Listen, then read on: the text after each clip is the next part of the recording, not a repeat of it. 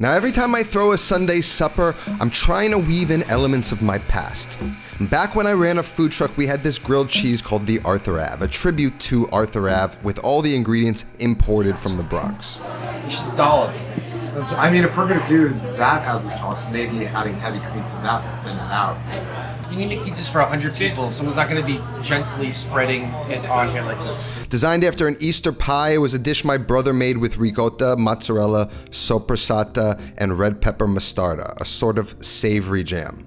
And for this Sunday supper, I want to turn it into a pizza. But first we need to figure out the best method to prepare it for 100 people.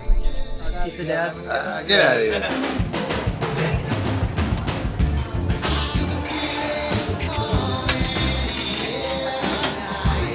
More practical. I think basil after. I think needs a little more soppressata, more starter at the end. Basil here. I don't see the salad, no? Yeah, no, it disappears, so you have to add maybe a little. Put the cheese over the soppressata. Yeah. You gotta put it on top. So it doesn't burn. It's not gonna burn. Just saying. It's not. It doesn't cook long enough. What's the conclusion, Steven? Good. There's gonna be a happy medium between the two. Brother Dave wins. Welcome to episode 4 of Sunday Supper. For the uninitiated, Sunday Supper is my running pop-up in the city where I turn one of New York City's premier comedy clubs into Grandma's house and invite 100 of you to experience my version of Sunday Supper. Full of brotherly love, intense kitchen action, and various other shenanigans, all meant to keep the spirit of Grandma and Sunday Supper alive. Past couple episodes, we've had 2 amazing guests come and share their story of Sunday Supper, but today it's just me and the home team, and we're bringing it back to my menu. And it would be impossible for me to execute any of this without my notorious band of misfits. So before we jump into it, let's meet the gang. First up, we got my brother Dave, my right-hand man, ensuring the execution of every menu item with me. I'm not hungry because I cooked all f***ing day. Then we've got the owners of the stand, the Italia brothers, Chris Italia So he used to making food for one. and Paul Italia. That's exactly right. That's what it was supposed to be. Today I called in some special help from my buddy and chef Lonnie Geller. Mamma mia. Then of course we've got the stand's lovable kitchen staff, Chef Carlos, Chef Bamba, and Chef Fausto. My co-host for the event, Alexis. Oh, now we're talking. With me today is my mighty cameraman, Diego. And of course, no Sunday supper is complete without our chief food inspector, Charlie, Chris and Paul's father. Oh, no. So I arrived to the stand at around 10 a.m. to find my brother working on his mostarda for our pizza special, as well as getting the pork ragu on the stove. Mostarda is an Italian condiment often made from candied fruits like pear or quince, preserved in a sweet and spicy syrup infused with mustard seed. But ours is made with red pepper, offering a sort of unique sweet heat flavor. Is that real soppressata or salami? Super spicy. It's spicy, but it's not spicy. It'll be fun. It's not that spicy. Then the team starts rolling in. What's up? Now today we're going to be trying something. We're going to be making mozzarella without a bona fide mozzarella expert. So Lonnie and I are going to try and figure it out. Water needs to be like anywhere from 100 to 110. Anything hotter than but I not think 180. 180. 180. Yeah. Under the boil. Well, that's what I'm saying. It's Yeah. like 100 degrees is not that hot. Well, Google it. I mean, it's not like a opinionated thing. I asked my mozzarella master, who's hopefully coming today. Who's your mozzarella master? Hey My Siri, buddy Mike Bianco. what temperature water do you use to make fresh mozzarella from curd? And I now get to work. With our tomatoes and cubed pork cooking away. Is it breaking down yet? It's tender. And That's the ideal of the bigger pieces is they fall apart easier. It allows me time to work on rendering and crisping up some guanciale. I feel like now that we have space, we can kind of quicken that up with 2. The pasta I'm serving was inspired by a recent trip to Rome, where rigatoni amatriciana cemented its place as my favorite pasta dish. And with Rome being known for its pork, I wanted to create a pork ragu with a sort of a matriciana twist. A matriciana essentially uses guanciale and its fat to flavor a tomato sauce, as opposed to garlic and basil infusing with olive oil to make like a basic, simple pasta pomodoro. Gotta make sure everyone's perfect. A pork ragu flavored with rendered pork fat and topped with crispy guanciale is my vision. And my job now is to crisp up every single piece of that diced guanciale to perfection for our garnish. You're doing good. Guanciale. and with this quantity, it can be a bit tricky to crisp them evenly. Try one and like see what the crunch to fat ratio is. Go. With the sauce cooking and the guanciale rendered, we start moving along, knocking things off the prep list. Elani's on ricotta duty for our pizza special we tested earlier. This is going to be our beautiful whipped ricotta. It's going to be an antipasti, but also ricotta for the beautiful Arthur Avenue pizza. I think a touch of cream, touch of oil, a little salt. Boom.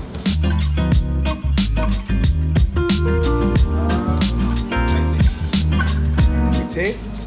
Now we've got our Arthur Avenue pizza special prepped, which goes directly to our quality assurance department. You eat both, and then you decide which one's better, and then we say who's. Eat ball, I am no pig. One slice each. One slice is already saying One bite each. one bite each. No. I'll try this one.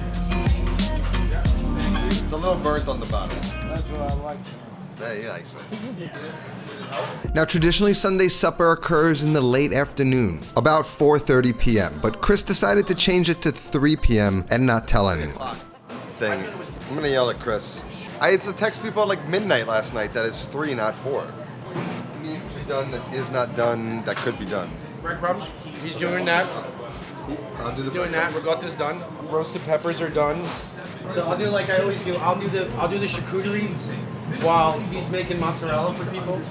Generally, the communication between the Sunday supper team is pretty atrocious, so we're actually trying to stay on top of it this time. We keep an eye on the sauce. Lonnie moves to get some bib lettuce ready, while I prep the sesame seed croutons for the Caesar salad. Always get stuck on breadcrumb duty. Less angry though today. So the tomatoes have been slowly simmering for hours with cubes of pork in it. Two things I'm focused on: the consistency of the tomatoes and the breaking down of those pork cubes. So we're using a food masher to kind of help us along. Also ensuring nothing sticks to the bottom of the pot. I want that thick, viscous sauce. And this is it. Especially the more we break the meat up. And then the cream oil. And I scrape the sides, so then that melts back into the sauce. I was thinking about making a snack Like where tomato leather. it's like tomato leather, like rucola flavor. Some protein in it somehow. I mean, it tastes like a cherry leather. It's crazy. Cherry. Why does it taste of cherry? Because it's red.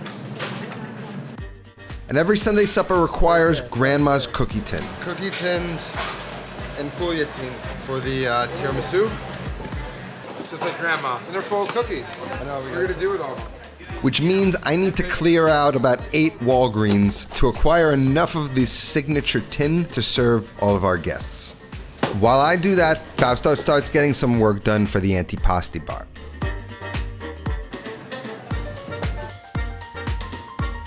Now that sauce is looking good. The next step is to begin to emulsify in the fat from the guanciale I rendered earlier. Like I said, amatriciana is flavored by the fat of guanciale. So to give it more of that amatriciana flavor, we're gonna slowly begin to work the fat into the tomatoes. And tomatoes can take a lot of fat, but we still need to add enough to give it the flavor we want, but not too much that fat doesn't emulsify and sort of separates. From the pig's cheek. Oh, that guanciale like that takes a lot of fucking love. That is low and slow. Now you have to remember none of us are mozzarella experts, so we're gonna give it a test run before the show begins. Let's just take a little bit of this. Nice room temp curd. Add the salt. Mix it up. Taste the curd.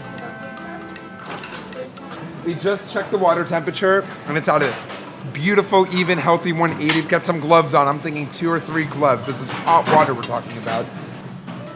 You can already see some cheese pull. This is why we did 5 gloves.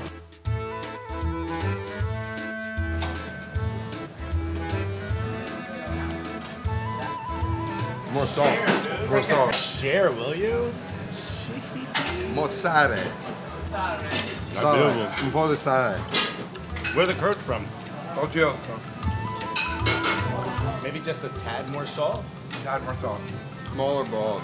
Squeeze it in Yeah. like that and tear it like that. And then we'll just place it with some olive oil in there. You're on mozzarella duty. Now the sauce needs to be salted, which we'll do later, but it's in a good place, so I allow my biggest critic to give it a try. That's a perfect amount of acidity. The only thing missing is a larger amount of it in my hands. Yeah, I definitely need salt. But I don't think salt's gonna hit you back here. That's all I'm saying. I don't think a little crushed red pepper is a horrible garnish. With the Parmesan, if we're not doing basil Can either. you bloom it in the guanciale fat at least?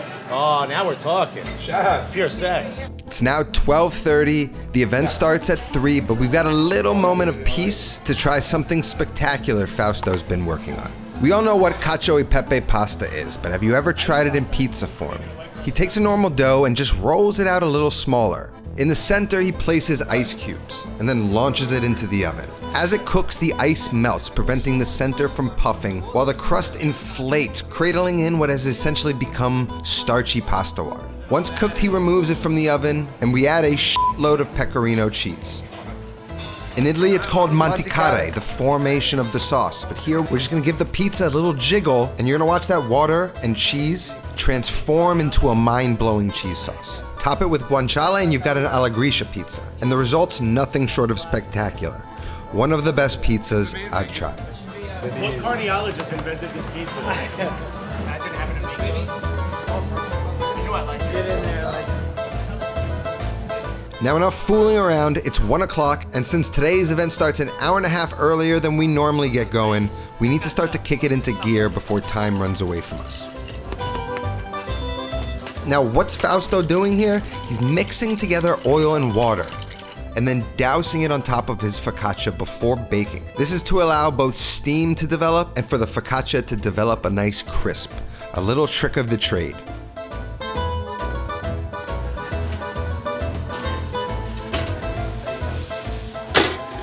Boom. Just like that. Just like that. Soft and crunchy exterior, fluffy, airy interior, that is fresh focaccia. This is the point where the whole team at the stand sort of transitions to Sunday supper, and with my team come together to create a gorgeous spread of antipasti. Roasted red peppers, imported Italian olives, the fresh baked focaccia, various imported cured meats from Sogna Toscana, prosciutto, mortadella, salami, all sliced impossibly thin and set up so that our guests can feast for themselves. Then we have our pre-service meeting to make sure that all the staff's on the same page with all of the dishes. The appetizers, self-serve, people are going to serve themselves, followed by the grandma dip and spicy Caesar. And there are 2 birthdays. There are 2 birthdays. With the antipasti underway, we need to get started working on the mozzarella. The first step is to salt the curd, then to begin to add hot water to slowly bind the curds, cook the curds, and melt them into what is this huge mass of mozzarella by manipulating it, compacting it, and slightly stretching it. And Lonnie proved to be effective in that. However, his mozzarella ball forming, not so much. And that's where my skill kind of comes in. If I had a superpower, it's stealing things with my eyes. And I've watched enough mozzarella making to know the proper technique to form and tear these balls, so we're gonna kind of tag team it. I don't know, I'm learning from this punk. Who would have thought? I mean, come on, they're incomparable now. Don't look at the bottom. He's only used to making food for 1. I'm getting better at making food for 100 though. It's now 2:55 p.m. and all the guests have arrived for the welcome cocktail hour. They grab a cocktail, grab a little antipasti, and come visit me for a little bit of mozzarella. And this is when the vibe of the event starts to kick in. Old friends, new friends start rolling in, people are drinking, and everyone kind of stops by the mozzarella station. You get to hand feed them a little ball of fresh made mozzarella. It feels more like a dinner party than it does a food service, in my opinion. I've worked with salt on it too. Thank you, sir. It's been a journey. But you're out here, you're surviving. Surviving and thriving. There we go. After the antipasti has been served, the guests take their seats promptly at 3:30. It's supper time, and it starts with the first course, the grandma dip. One of the core memories of any family Sunday supper is hanging out in the kitchen with your grandma or with your nonna, with that sauce on the stove, tearing up a piece of bread, dipping it into that sauce, and tasting a bit of what is to come. And since you can't be in the kitchen with me, this is my way to simulate that at the table for you. And it's all hands on deck right now. And this is times when tensions fly the most. Stop it right now. I don't want either of you guys. I'm sorry, I forgot. Okay, it's not a big fucking deal. Okay. Let's move on. And with the grandma dip, we also send out our second course, my spicy Caesar salad. A Calabrian chili Caesar dressing served with sesame stick croutons and Parmesan cheese with some beautiful Bib lettuce. After the salad, it's on to the special for the night, my Arthur Avenue pizza, expertly executed by the one and only Fausto Sassi. And it translated perfectly into a pizza. A piece of my past shared with all of you. One of the joys of doing an event like this. And of course, while the team is working in the kitchen, I'm out on the floor in my new role as host, making sure everyone is happily fed. Now on to our final savory course, the star of this evening, our pork ragu amatriciana. After cooking for hours on the stove, it's deeply rich, filled with pork flavor. We just finished with a little bit of cream to change the color, a little bit of butter, and of course, one of the signature components of an amatriciana, plenty of pecorino romano. And a touch of Lonnie. Our pasta today is from one of our sponsors for the event, Brooklyn Pasta Lab. This is going to be the ideal pasta, both because fresh rigatoni is always a nice touch and my personal favorite, but it's also very quick cooking for this type of service. Then the marriage of the pasta and the pork sugo. An essential step for the fresh rigatoni to absorb all of the sauce as it finishes cooking to al dente.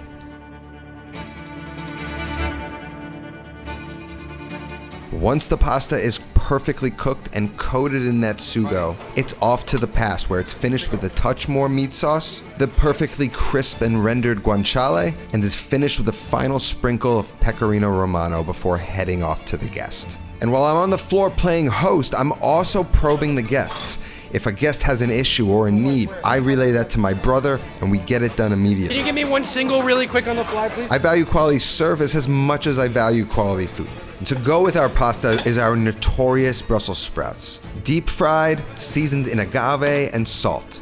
The signature side item from the food truck my brother and I ran. And while I'm outside, the plates are hitting the tables, and the feedback I was getting confirmed my suspicion. This pasta was delicious. And with all these new dishes, a boost of confidence fills me knowing that I'm carving out the identity I want Sunday supper to have. And there's just one more course left, our sweet course. And today, we have a new addition. Tiramisu, baby. We made up a beautiful batch of some tiramisu, one of my favorite desserts, and served it just how I would, topped with crunchy fouilletine, or these crispy crepes that add some much needed texture. And of course, you can't leave Sunday supper without my grandma's cookie tin, filled with rainbow cookies, our grandma's ricotta cookies, and we even threw in a little bit of those sugar cookies as well. This is our gift for you to take home. And while the desserts go out, Alexis and I get up on stage with our friend Tommy Pope to have a little fun with the crowd. I believe there's a birthday in the house. My friend, what's your name again? Oh, just took a picture of himself, by the way. Instead of starting. I'm answering my boomer you. Thank you all for coming. And since it's somehow always Chris's birthday on Sunday supper, it's only right to celebrate him.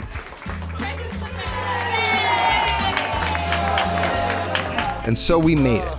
There's just one more thing left, a ceremonial shot of Fausto's limoncello. Salud. Cheers, guys. Thank you all. I think we're done here.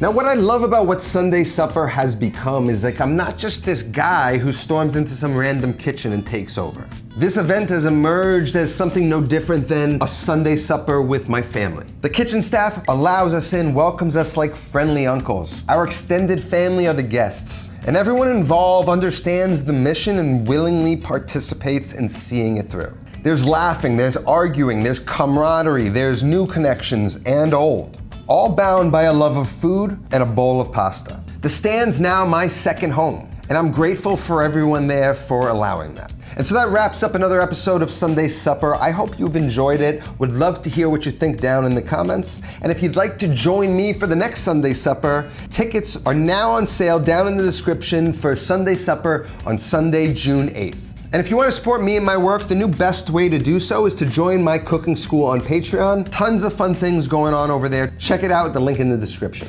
That's all that I have. I'll see you next time. Until then, take care of yourself and go feed yourself.